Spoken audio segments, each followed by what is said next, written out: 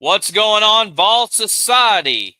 We are so thankful that you are one of our followers of Vol Society, your one stop place for all things UT athletics. My name is David Morrison. If you're new to Vol Society, I am the lead analyst uh, on the Vol Society network.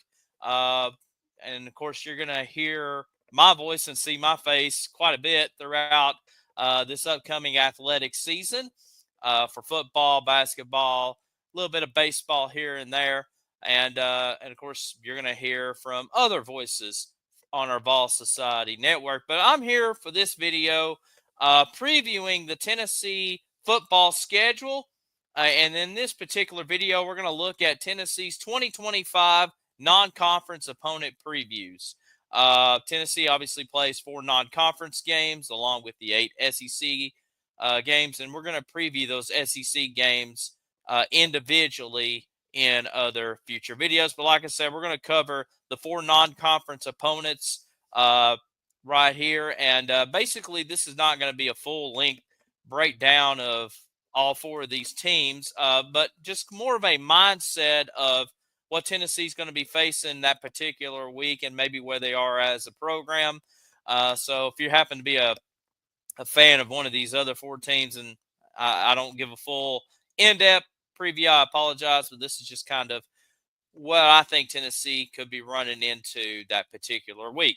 So Tennessee opens up the 2025 football season in Atlanta for the Aflac kickoff game, formerly known as the Chick-fil-A Kickoff Classic, August 30th, the opening day of college football against Syracuse. That's a noon game on ABC. Fran Brown, in his second season at Syracuse, a longtime Georgia assistant coach, and of course took over the Orange last year. They overseed expectations last season, finished with a 10-3 record last year, won the Holiday Bowl over Washington State, had that big win at home against Miami towards the end of last season during the regular season last year. Like I said, they were a really good team last year, led by Kyle McCord, who set an ACC single season record with 4,779 yards. They had, NFL talent all across this team. And unfortunately, you know, this team is pretty much now going on a rebuild mode. Kyle McCord's now to the NFL. They lost their starting running back to the NFL. Their top 2 or 3 wide receivers, top 2 of 3 wide receivers off to the NFL. The other one transferred to Penn State. They lost their top tackler, top sack leader, and top interception leader on the defensive side. So, kind of a rebuild team for Fran Brown. Just in the day age of college football, it seemed like he had more guys go to the NFL draft than more to the transfer portal. But he's got a lot of guys to replace throughout this team, including 4 on the offensive line, including, one's returning back in Demetrius Weatherspoon. But kind of breaking down a little bit of this team here, kind of like Tennessee, Syracuse is going to be breaking in a new quarterback, 2 transfer quarterbacks. One of them, Ricky Collins, a transfer redshirt sophomore from LSU, and Steve Agili, transfer from Notre Dame, redshirt junior. Matter of fact, Tennessee was looking at Steve Agili right after when Nico left.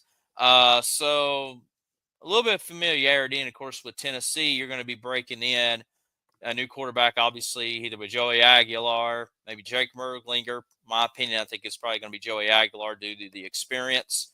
Looking at Syracuse, rest of their team, their leading rusher, Willis, returns back, but he's only got like 130 rushing yards. They do bring in a transfer from Nebraska and Washington and Will Nixon. Wide receivers, they're obviously brand new players.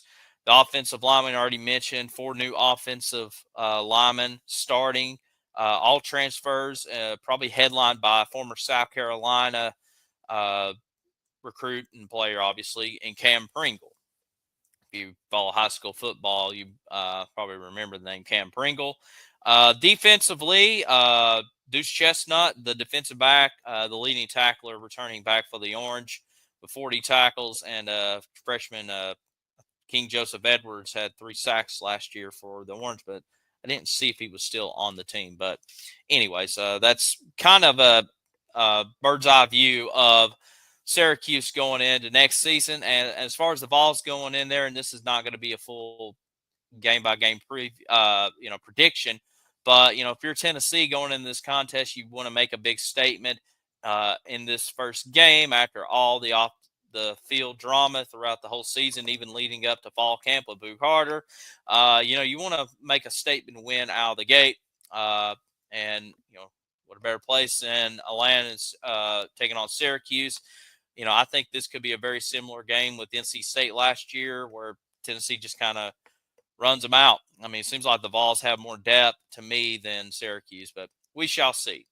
All right, these next 3 teams we're not going to spend a lot of time on because I think Tennessee will pick up victories over, but we'll highlight these teams right here. September 6th at home, the home opener, as Tennessee welcomes in ETSU for a 3:30 game on SEC Plus. New head coach in Johnson City, Will Healy, former Austin Peay head coach, and I think he coached at Charlotte also, from the Chattanooga area.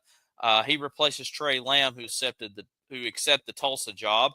And seems like Will Healy, just kind of doing a little bit of research, feels like he's going in this very win mentality right out of the gate. Picked up a lot of transfers, obviously, in the current age of college football, but a lot of Power 4 guys, including a couple of quarterbacks who started at Power 4 programs last year. Former Iowa and Michigan quarterback Hayden McNamara is with ETSU. Another quarterback, and Jacoby Criswell, played at Arkansas, or I guess he was a backup in Arkansas, and then started with North Carolina last year. Now he's in Johnson City. Former Tennessee tight end Charlie Browder on this ETSU team. Picked up some other transfers. Jackson Crosby from Clemson. They have transfers from like Miami and UCF and Liberty and pretty decent, Power 4, lower Power 4, and some G5 schools. But yeah, be very interesting to see. I think Tennessee will blow out ETSU at home. But it's very interesting to see, ETSU trying to rebuild this program and be a strong contender in the SoCon. September 20th at home versus UAB, 12:45 Eastern Time kickoff on the SEC Network. UAB went 3-9 last year with Trent Dilfer. This is a kind of a big year for him in the American Conference. Just trying to get back somewhat on winning ways. Quarterback Jalen Kentner returns back for UAB. Didn't have a great season with them last year, but he does have some experience. They lost a lot of guys to the transfer portal. Obviously, when you go 3-9, you're going to have, guys leave out of frustration, or you're going to have guys that played well on this team that looking for the next step. But they did pick up a transfer in Javon Jackson at running back, played at UTEP last year, so Vol fans might remember him a little bit. I picked up a nice wide receiver, Caleb Brown, played in the Big Ten throughout his college career, particularly at Iowa and Ohio State. They got to replace the entire defensive line on this team. So, like I said, Tennessee probably will take care of business and move on as throughout the season. Shouldn't be any issues. And I think you're probably going to see definitely with ETSU, and I would even say UAB, you'll probably see both Joey Aguilar and Jake Merklinger playing a lot in this game, a lot of freshmen playing. And once we get into the team breakdown, we'll talk more about the freshmen and stuff, but you're going to see a lot of young guys get a lot of opportunities to play. And then November 15th, late in the season at home, taking on New Mexico State, 4:15 on the SEC Network. New Mexico State, another team that went 3-9 last year. Definitely a lot different than when Diego Pavia and Jerry Kill and those guys was at New Mexico State just a couple of years ago. Went to Auburn and upset the Tigers. Well, now they're all at Vanderbilt. So definitely, I guess New Mexico State back to where they have been for forever. Uh, they they ended up picking up a transfer quarterback and Logan Fife, who played at Fresno State last year, did pretty good with them. But now he's at New Mexico State. New running back, new tight ends, new tackles. They're going to start a freshman at left guard. 7 returning starters on the defensive side. So this game follows the Oklahoma game. You got Oklahoma on the first. You have a bye week, and then New Mexico State. I do not like that bye week in between Oklahoma and New Mexico State. Even though you do have a couple of weeks to prepare for Florida on November 22nd, but I wish that bye week was a little bit more, I guess, traditional, but whatever. It is. So I think you'll see, once again, a lot of young guys kind of get some playing time, and obviously Tennessee will be established by this point of where they're at this point. But anyway, so that's kind of a quick breakdown of the 4 non-conference opponents. I think Tennessee's got a pretty easy non-conference schedule, especially last year coming off of the loss to Ohio State in the playoffs. And, we talked about all, the drama that's went on with the transfer portal and with Nico and all the others, and then, doing getting a 10-win season in the SEC going to the playoffs. I mean, that was great last year. So how can Josh Heupel replicate that?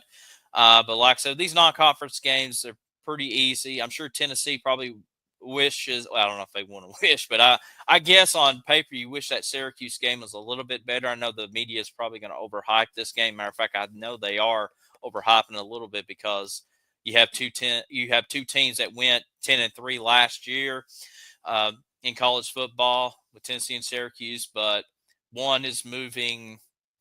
I guess they're both moving in a opposite direction, but one is like clearly way off compared to us. But anyway, so that's a look at the non-conference games. We're going to talk about the SEC opponents in individual videos as we break them down a little bit more. But we hope you enjoyed this non-conference opponent, and this is David Morrison from the Vol Society, and we'll